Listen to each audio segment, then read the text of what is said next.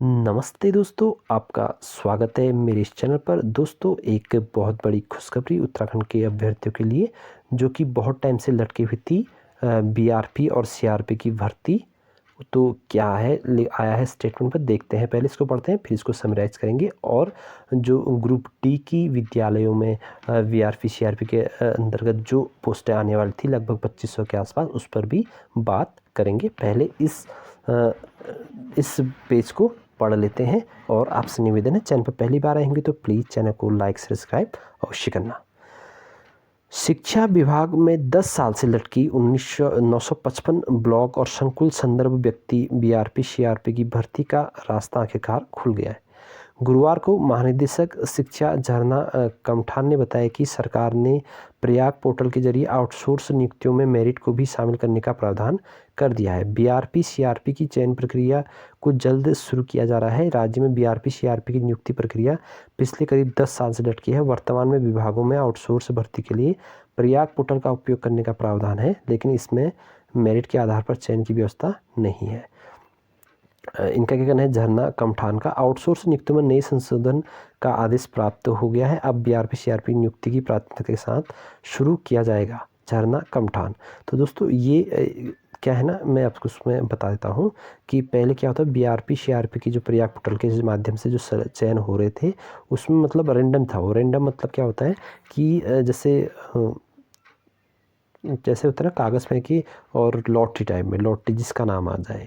मतलब कि अगर 955 पोस्टें हैं, उसमें से 9 दूना 18 या 2700 क्या ले लिए, टिकट उठा लिए, और उनमें से जिसका भी नाम आ जाएगा उसका सिलेक्शन, उस 2700 में जो बेस्ट होगा उसमें से उसको लिया जाएगा। जो नहीं आएगा, जब ज्वाइन नहीं करेगा तो उसके बदले दूसरे को दिया जाएगा। ये थी रैंडम, मतलब कि रैंडम मत प्रोसेस का मतलब यही है कि लॉटरी जैसी, जिस किसी का भी वहाँ पर नाम आ सकता है। लेकिन ये गलत था। अब क्या कर दिया है, अब वहाँ पर मेरिट बनेगी, जिसके हाई स्कूल से लेकर के, इंटर से लेकर के, ग्रेजुएशन से लेकर के, पोस्ट ग्रेजुएशन से लेकर के, और आपके अनुभव से लेकर के बीएड में लेकर से सारे के सारे गुणांक बनेगा। तब जा कर के क्या बनेगी, मेरिट बनेगी। और जो उसमें सबसे बेस्ट पाया जाएगा, उसमें क्या होगा, उनका ही 955 लोगों का सिलेक्शन होगा। अब बात करते हैं ग्रुप डी की, जो 2500 की पोस्टें आने वाली है उत्तराखंड में।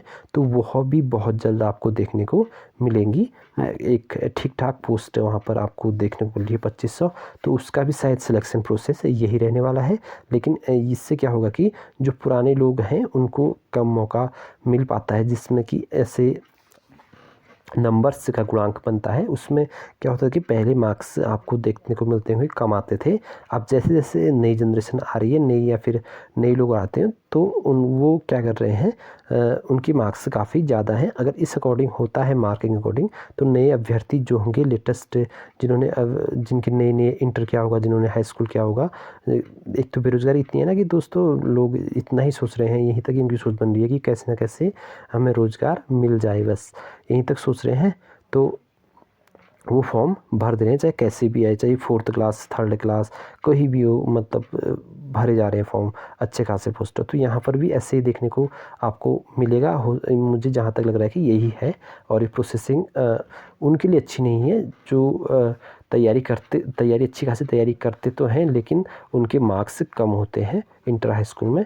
लेकिन वो अगर जहाँ पर ही गुणांक बनता है, नंबरों का कट ऑफ बनता है, तो वहाँ पर वो पीछे रह जाते हैं। तो ऐसा नहीं होना चाहिए वैसे। लेकिन शायद इन्होंने इस बार ग्रुप डी में भी यही प्रोसेसिंग शुरू कर दी है, अकॉर्डिंग टू नंबर के माध्यम से सिलेक्शन प्रोसेस को रख दिया है। और अभी से जिनका प्रयाग पोर्टल पर ही ये होना है सिलेक्शन, वहीं पर फॉर्म फिल होने हैं। तो जिन अभ्यर्थियों ने भी अभी तक प्रयाग पोर्टल पर अपना रजिस्ट्रेशन नहीं किया है, वो जा कर के कर लें, क्योंकि बाद में फिर आपको आईडी बहुत चीज़ें देखने में, खोजने में दिक्कत आती है। अभी से वहाँ पर प्रयाग पोर्टल पर अपना नाम रजिस्टर करा लें, और जिससे कि जैसे ही वहाँ पर पोस्ट आए आपको देखने को मिल जाएगी। और दोस्तों, ये आपको पहले तो ये वाली कंप्लीट होनी है 955 बीआरपी सीआरपी। इसमें मैं बता देता हूँ, इसमें आपकी बीएड वालों के लिए ये मुख्यतः भर्ती है। सब लोग इसे न समझेंगे, ये भी हमारे लिए। लेकिन जो आने वाली 2500 पोस्टें होंगी, वो शायद आपके हाई स्कूल पास वालों को यहाँ पर मौका देखने को मिलेगा। और हाई स्कूल की मेरिट बेस पर अगर होता है तो फिर ठीक ठाक परसेंटेज वालों को ही इसमें लिया जाएगा। तो दोस्तों, ये थी आज की अपडेट। जैसे ही कोई नई अपडेट आएगी तो फिर से आपके साथ मैं अवगत कराऊंगा। और चैनल पर पहली बार आएंगे तो प्लीज़ चैनल को लाइक शेयर सब्सक्राइब अवश्य करना। और उन्होंने एक नियमावली भी तय की है, मेरे पास PDF है, उस PDF के माध्यम से मैं आपको और ज़्यादा इसको विस्तारपूर्वक बताने की कोशिश करूँगा अगली वीडियो में। तब तक के लिए धन्यवाद और चैनल को लाइक शेयर सब्सक्राइब अवश्य करना।